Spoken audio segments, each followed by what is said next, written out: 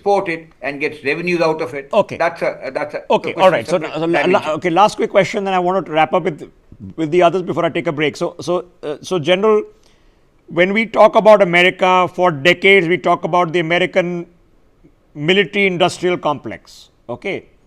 In reality, India is just beginning to create a military industrial complex, because all the others have been, from Mazagon Docks to HAL are all public entities. Now we are getting L&T and Adani and Mahindra and all these people starting up and trying to make howitzers and other things. Are we heading in the direction that yes, in our lifetimes, before the decade is out, we will see a industrial complex that is going to be worth hundreds of billions of dollars? Yes, I think our labor in this direction is tending to bear fruit. Whether it's the Tatas who are into a large amount of hardware, or Baba Kalyani, which is making guns, or the L&T. Yes, the guns are being ordered for by the Indian Army itself.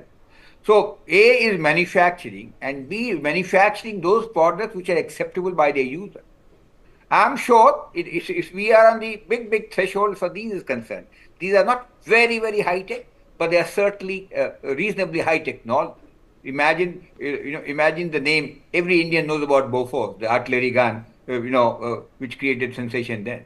Now we are in a position to manufacture our own artillery guns, and I'm sure we'll be able to export it and get some revenue as well and add on value. So these 3-4 companies today, the indigenous homegrown country, it lasts about 2.5 decades to 3, shall I put it, have done tremendous amount of work. Okay. The Tata, there's so much I want to talk to you about, but I want to ask you the question, artificial intelligence, drone swarms, okay, zero contact warfare, lessons from Ukraine. I mean, these are upcoming things. We've just seen, robo dogs marching on Rajpath.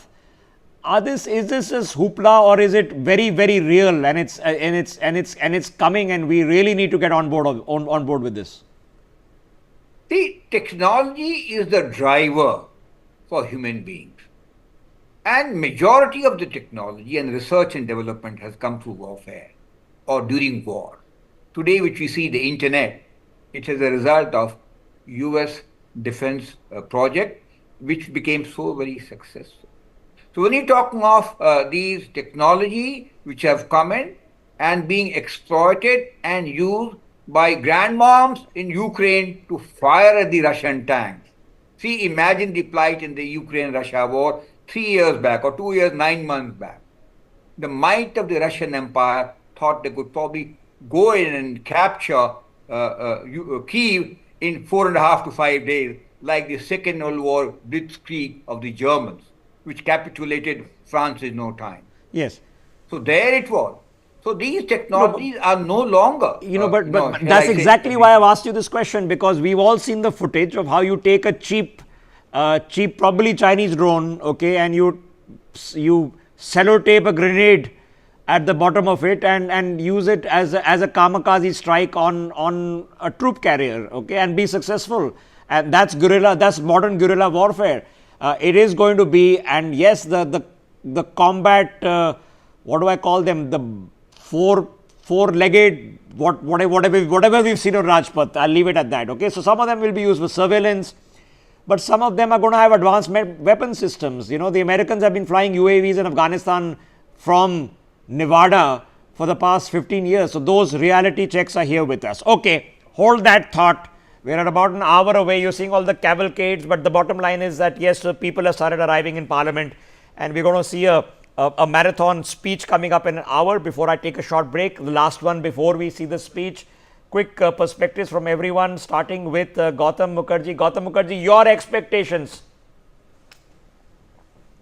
Well, I think it's going to be a investment intensive budget. There is no way out. I mean, relative to spec, people talk of 11 lakh crores in infrastructure development, more for the railways and other areas, that some of the new areas will also be introduced. I do think there is going to be a SOP for the bottom of the pyramid for the middle class, and there will be a lot of SOPs for farmers, poor people, etc., because this is the first budget of the third of the new term. government. That's correct. Okay, Mr. Kurma, same thoughts. Now we've discussed everything. Your expectation. What do you think is actually going to happen?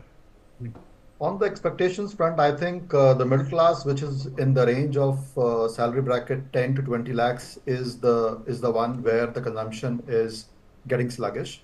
So those slabs, particularly towards addressing those brackets, is something which is the first thing which the government should be looking at, apart from the investment in the capex which has to come up.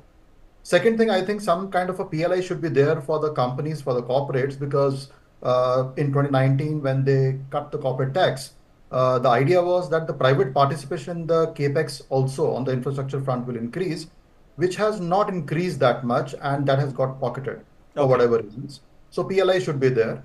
And the last bit for my higher education piece, which I want to put forward for the finance minister, would be that the CSR portion or percentage should be allocated by these companies for the universities to set up the research centers, incubation centers, and drive the innovation through these universities. But why do the universities have to be forced to do this? Because I promise you, I was having this conversation in the previous session, right before you joined, that why, if somebody understands that AI is the future, we don't want to ask people like you to set up a kamra with a pankha. We need to give you 1,000 NVIDIA 5090 GPUs to process the LLM models, and that's the people who will. That's the people you will hire 1 year later. So right now, everyone, including me, in my profession, have to hire people who know nothing. I have people who come and give interviews, who ask them a question, what is India's GDP, and they do not know. And they voluntarily want to be journalists covering the budget. Okay. So then we accepted that, okay, I'm going to hire them, and for 6 months I'm going to train them, right? So why aren't these people doing it? Thinking like this? I think there is a strong focus which is there on the other social impact initiatives also, which I think are there. So it is a matter of balancing is what I would say, and how to balance the allocation of the CSR funds. So somewhere it is very, very lopsided in my point of view, and it is definitely not going in the right direction. My point was, it is in corporate interest to invest in education, okay? It is very much and by education, I do not mean put a pankha and in a room, all right, and give them a computer. Education means you need the lab, you need the CNC machine, you need the supercomputer where all of this is going to take place. That's what's required. Rohit, quick thoughts, your expectation before I take a break. Yeah, I believe there would be some impetus for the manufacturing sector so that more jobs are created. As far as the personal income tax portion is concerned, obviously, I think there would be some tax swaps for the middle class. The basic demand of raising the tax exemption limit should be met. Then the HRA exemption, which is there in the old scheme, should be extended into the new scheme as well. Then the standard deduction, which is there at 75,000, should be increased. Something like that, filing of tax return. The important thing is that the government should consider allowing the joint filing of return for the family kind of thing. Okay, the second person they mentioned that, a concept of